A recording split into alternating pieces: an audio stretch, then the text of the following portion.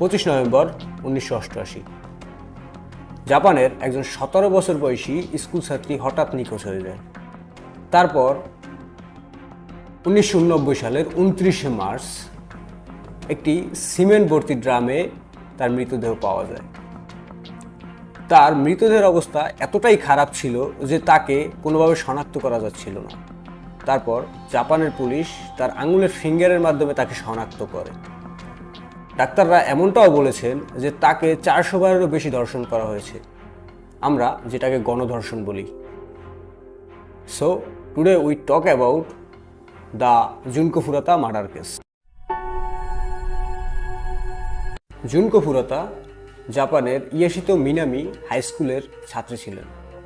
তখন তিনি একজন 17 বছর বয়সী সুন্দর মেয়ে ছিলেন। তিনি একটি প্লাস্টিকের কারখানায় কাজ করতেন পার্ট টাইম জব হিসাবে।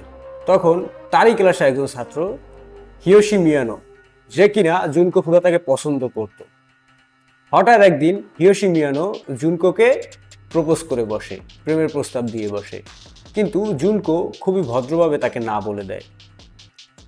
আর জুনকোর না বলার কারণ ছিল হিয়োশি মিয়ানো তখন জাপানের একটি কুখ্যাত গ্যাং ইয়াকুজাদের সাথে জড়িত ছিল। কিন্তু জুনকোর না বলায় হিয়োশি খুব রাগ হয়। 25 নভেম্বর রাত 8:30টার দিকে হিয়োশি ও তার বন্ধু ইয়াকুজা গ্যাংয়ের সদস্য শিনজি মিনাতো তাদের মোটরবাইক নিয়ে ঘুরছিল ছিনতাই করার উদ্দেশ্যে। তখনই তারা জুনকোকে তার সাইকেল নিয়ে যেতে দেখে। তারপর হিয়োশি মিনাতোকে বলে যে তুমি গিয়ে জুনকোকে লাথি মেরে সাইকেল থেকে ফেলে দিবে, তারপর আমি তাকে ছিনতাই করব। প্ল্যান অনুযায়ী শিনজি মিনাতো গিয়ে জুনকোকে সাইকেল থেকে লাথি মেরে ফেলে দেয়। তারপর সে দৌড়ে ওইখান থেকে পালিয়ে যায়। কিন্তু হিয়োশি মিয়ানো ওইখানে গিয়ে জুনকোকে বলে যে যদি কিছু মনে না করেন তাহলে আমি আপনাকে আপনার বাসা পর্যন্ত ছেড়ে দিয়ে আসতে পারি।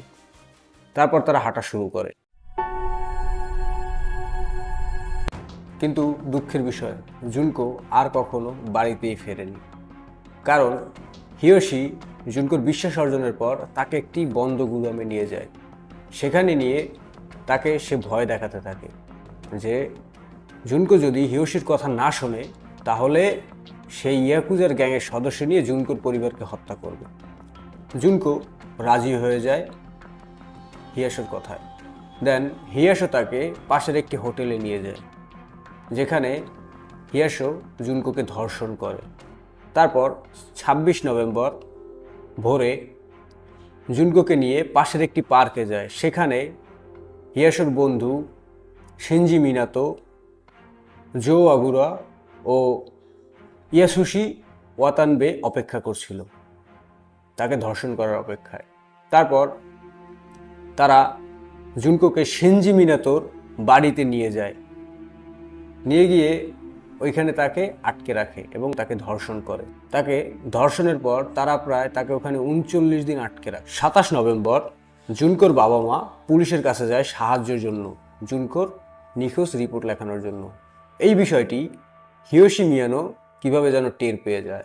তারপর তারা জুনকোকে দিয়ে জোর করে তার বাবা মাকে ফোন করায় এবং বলায় যে জুনকো তার বন্ধুর সাথে পালিয়ে গেছে, সে তার বন্ধুর সাথে আছে, তাদের সাথে খুব ভালো আছে সে। তারপর জুনকোর বাবা মা কেসটি উঠিয়ে নেয়। পুলিশও আর তাকে কোনো খোঁজাখুঁজি করে না। পরবর্তী ওই 39 দিনে তার উপর দিয়ে কি গেছে আপনারা যদি এটা শোনেন আপনাদের গায়ের লোমও দাঁড়িয়ে যাবে। তারা তাকে বিভিন্নভাবে নির্যাতন করে। তারা প্রতিদিন নতুন নতুন বন্ধু আসতো তাদের, এসে তাকে ধর্ষণ করত, তাকে শারীরিকভাবে নির্যাতন করত, মানসিকভাবে নির্যাতন করত। তারা তাকে পাঞ্চিং ব্যাগের মতো ঝুলিয়ে মারত। তারা তাকে এমনটাও করেছে যে তার নিজের প্রসাব খেতে বাধ্য করেছে। ইভেন তারা একবারও ভাবে নাই তারা যখন তার নিজের ব্রেস্ট কেটে দিচ্ছিল। এমনটাও করেছে যে তারা তার যৌন অঙ্গে লাইটার দিয়ে আগুন ধরিয়ে দিয়েছে, তার গায়ে অ্যালকোহল ছিটিয়ে আগুন ধরিয়ে দিয়েছে, তার মাথার চুল কেটে দিয়েছে। এই সম্পূর্ণ সবকিছু পুরো 39 দিন চলে। এই 39 দিন এতটা অত্যাচারের মধ্যে দিয়ে সাফার করে জুনকো ফুরাতা। এর থেকেও আরো অনেক খারাপ কিছু আছে, আমার পক্ষে সেটা বলা সম্ভব না।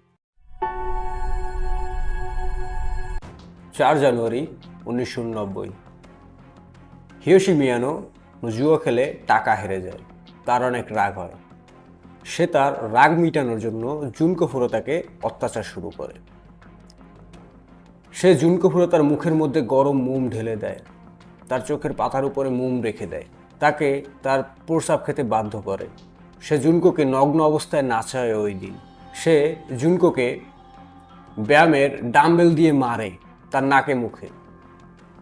এমন অবস্থায় জুনকোর নাক মুখ দিয়ে রক্ত বের হতে শুরু হয়ে যায়। সে জুনকোকে একটি লাথি মারে, ওই লাথিতে জুনকো ছিটকে গিয়ে টেবিলের উপরে পড়ে। তারপর জুনকোর খিঁচুনি উঠে যায় শরীরের মধ্যে। এই অত্যাচার প্রায় 2 ঘন্টারও বেশি সময় ছিল। তার শরীরের এমনও ঘা ছিল যে গা থেকে আপনার পুজ বেরোতে ছিল, পয়জন বেরোতে ছিল তার ঘা থেকে। 5 জানুয়ারি সকাল 10টার দিকে জুনকো ফুরোতা মারা যায়। জুনকো মারা যাওয়ার পর হিরোশি মিয়ানো এই হত্যাকাণ্ডটি ধামাচাপা দেওয়ার জন্য সে জুনকোকে একটি ড্রামের মধ্যে ভরে তার মধ্যে সিমেন্ট ভরে দেয়। সিমেন্ট দিয়ে ঢালাই দিয়ে দেয় সে, দিয়ে ড্রামটি একটি ট্রাকে লোড করে দেয়, যেন ড্রামটি ট্রাকে করে অন্য কোথাও নিয়ে যায়, যেন তারা ফেঁসে না যায় জুনকো হত্যা মামলায়।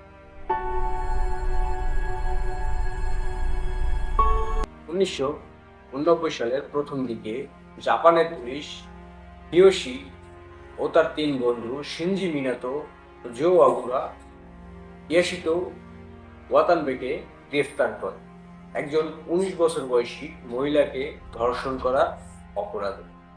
কিন্তু পুলিশের জিজ্ঞাসাবাদের কৌশলে হিরোশি বুঝতে না পেরে সে বলে দেয় যে তারা জুনকোকে হত্যা করেছে।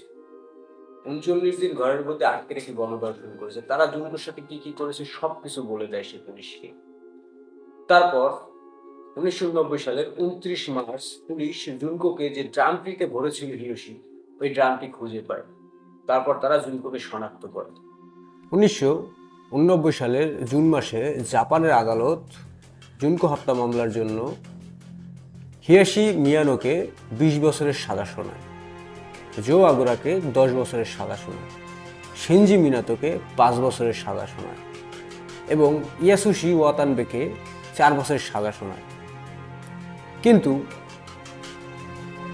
তারা যে কাজটি করেছে জুনকো ফুরোতার সাথে, তাতে তাদের শাস্তি এত কম হওয়াটা কোনোভাবেই প্রাপ্য নয় তাদের। কারণ তারা 39 দিন জুনকোকে এত নির্মমভাবে অত্যাচার করেছে যেটা বলা সম্ভব না। আমি তো উচ্চারণ করতে পারতেছি না, আমি বলবো কিভাবে আপনাদের সাথে। এত বাজেভাবে কেউ কখনো কারোর সাথে নির্যাতন করে না। তারা যদি নির্যাতন না করে জুনকোকে মেরে ফেলতো, তাও হয়তো বা জুনকোর কষ্ট কম হতো। কিন্তু তারা জুনকোকে মেরে না ফেলে জুনকোকে 39 দিন ঘরের মধ্যে আটকে ধর্ষণ করে। কিন্তু জাপানের সরকার জুনকোর হত্যার জন্য ওই 4 জনকে সামান্য সাজা দেয়। আমার কাছে এই সাজাটা মনে হয় না যে বেশি একটা বড় তাদেরকে সাজা দেওয়া হয়েছে। তাদের সাজাটা অন্য কিছু হওয়ার কথা ছিল।